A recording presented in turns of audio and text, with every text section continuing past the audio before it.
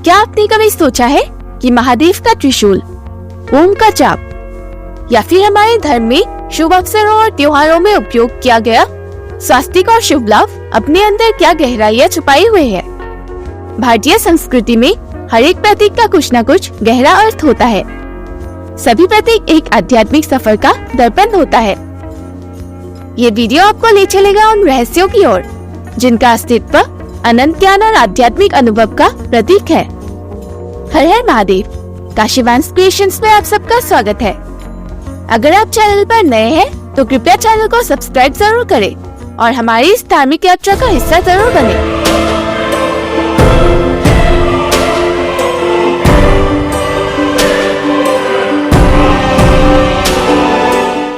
तो शुरू करते हैं सबसे प्रसिद्ध ओम से। ओम, ध्वनि से निर्वाणा का सफर।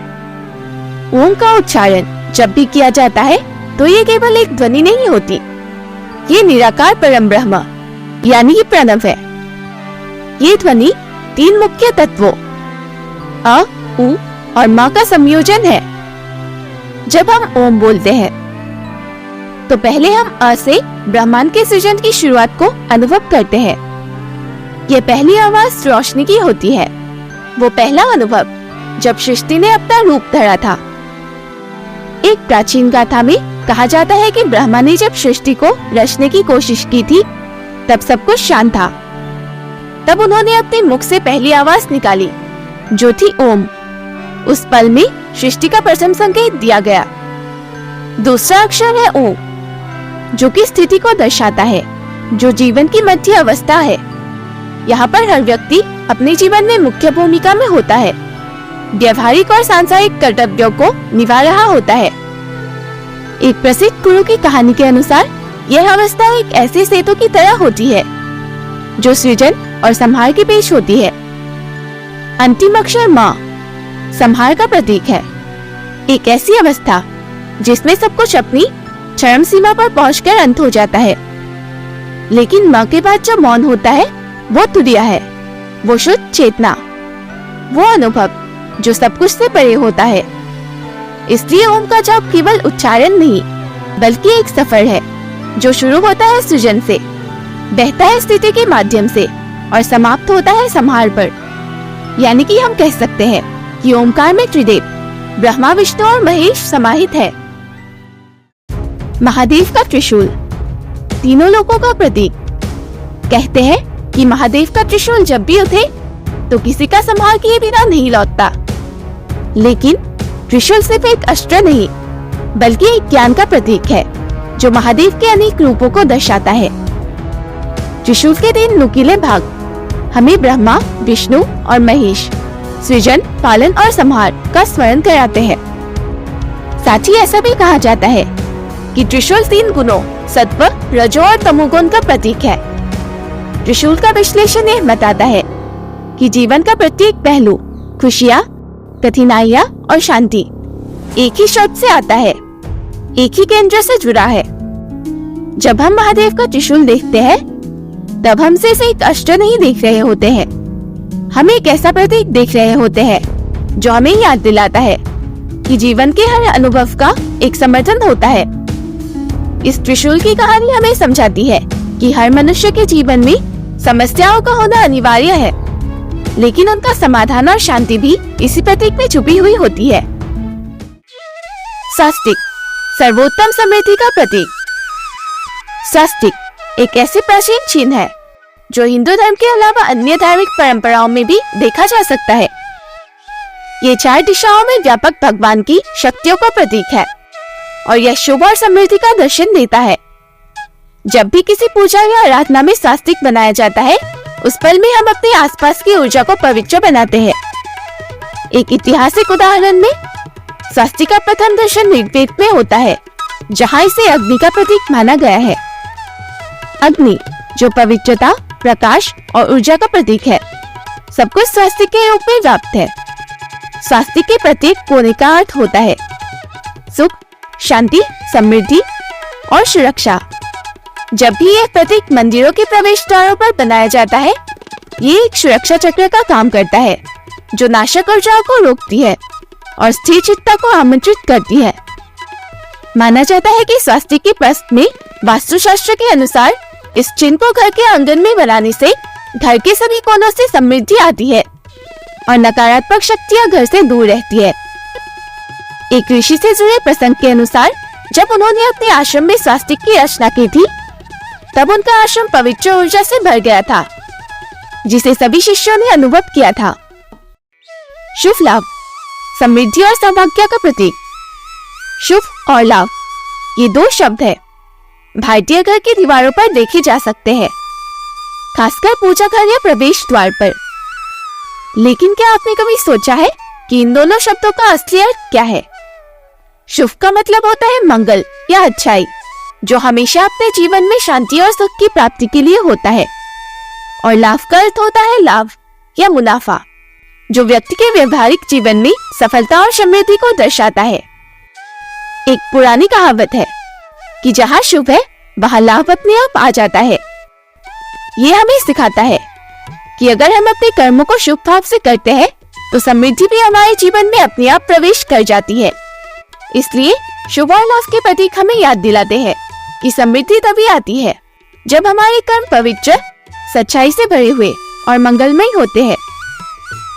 धार्मिक संदर्भ में यह माना जाता है कि पूजा के दौरान जब भी हम शुभ लाभ बनाते हैं, तब हम अपने घर और व्यक्तित्व में समृद्धि को आमंत्रित कर रहे होते हैं। यह एक समीकरण है जो आध्यात्मिक और सांसारिक जीवन को साथ में जोड़ने का काम करता है।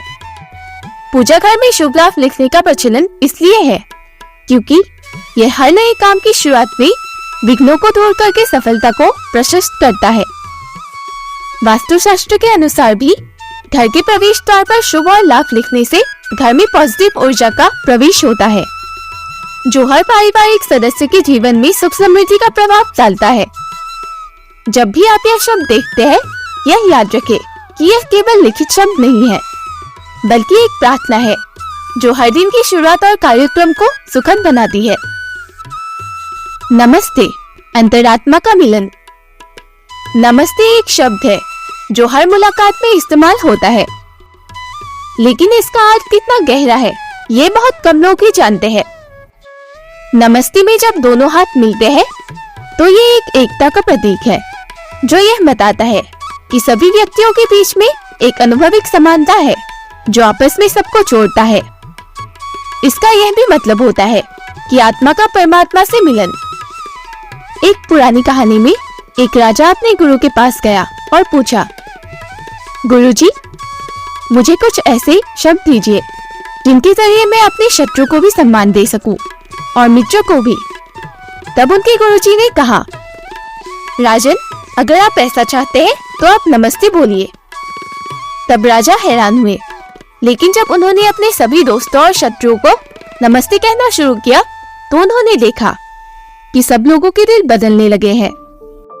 इस प्रतीक की शक्ति यह है कि ये हमें याद दिलाता है कि हमें हर इंसान में ईश्वर का दर्शन करना चाहिए। कमल का पुष्प पवित्रता और उत्थान का प्रतीक, यानी लोटस हमारा राष्ट्रीय पुष्प है। कमल भारतीय संस्कृति में पवित्रता, शुद्धता और आत्मिक उत्थान का प्रतीक है।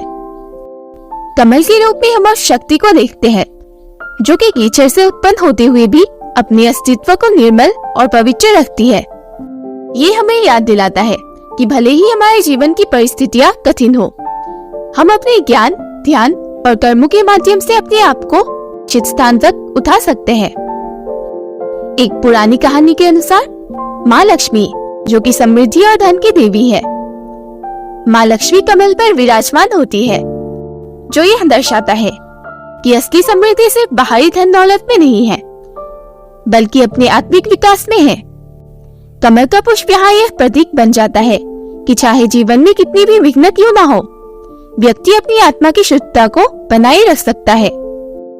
ऐतिहासिक संदर्भ, यह भी माना जाता है कि भगवान ब्रह्मा का जन्म एक कमल के फूल से हुआ था, जो भगवान विष्णु की नाभि से निकला था।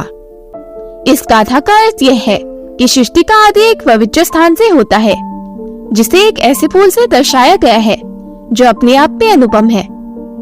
कमल के प्रतीक पंखुड़ी का भी अर्थ होता है करुणा, धैर्य, ज्ञान और अनन्य भक्ति। जब कोई व्यक्ति कमल के जैसा जीवन जीता है तो वो हर कठिनाई के बीच से अपनी आत्मा को उज्जवल रखता है। आध्यात्मिक दृष्टि से देखा जाए तो योग और ध्यान में कमल का रूप एक ऐसे चक्र के रूप में प्रकट होता है जो हमारे शरीर की ऊर्ध्वगतियों का प्रतीक है। जैसे कि सहस्त्रार चक्र जो सिर के ऊपर होता है और समस्त आत्मिक ज्ञान का मूल है। इसलिए जब भी हम कमल का फूल देखते हैं या किसी देवता के हाथ में यह देखते हैं, हमें ये स्मरण करना चाहिए कि ये हमारे जीवन का संदेश है। अपनी आत्मा की पवित्रता को संभालना और सभी विघ्नों के बीच भी अपने आप को उत्कर्षित करना। रुद्राक्ष, शक्ति और शांति का मूल। जब भी हम रुद्राक्ष देखते हैं या उसका नाम लेते हैं, वो हमें महादेव की याद दिलाता है। रुद्राक्षी मोतियां सिर्फ एक गहने के रूप में नहीं, बल्कि एक प्राचीन ज्ञान के रूप में पहनी जाती है। कहा जाता है कि जब महादेव अपने आध्यात्मिक ज्ञान में डूब गए थे, तो उनकी आंखों से पिघलता प्रेम आंसू बनकर गिरा था। इसलिए रुद्राक्ष को रुद्राक्ष यानी रुद्र के यक्ष यानी महादेव का आंसू कहा जाता है। यही आंसू धरती पर गिरकर रुद्राक्ष के रूप में प्रकट हुआ। रुद्राक्ष हर व्यक्ति की आत्मिक शांति को बनाए रखने में मदद करता है। इसमें छिपे हुए प्राण ऊर्जा को समझने के लिए हमें इसके विभिन्न प्रकार जैसे कि एक मुखी, पांचमुखी आदि का अर्थ समझना होता है। एक संत के अनुसार रुद्राक्ष को धारण करने से एक व्यक्ति अपने मन में एक निश्चित ध्यान को पाता है और उसकी आत्मिक यात्रा और भी गहरी हो जाती है। इसलिए हमें रुद्राक्ष धारण करना चाहिए। ये सभी प्रतीक हमें याद दिलाते हैं कि हमारी सभ्यता एक समस्त विज्ञान और आध्यात्मिकता का संगम है। हर क्षण के रूप में एक इतिहास, एक व्याख्या और एक सफर है।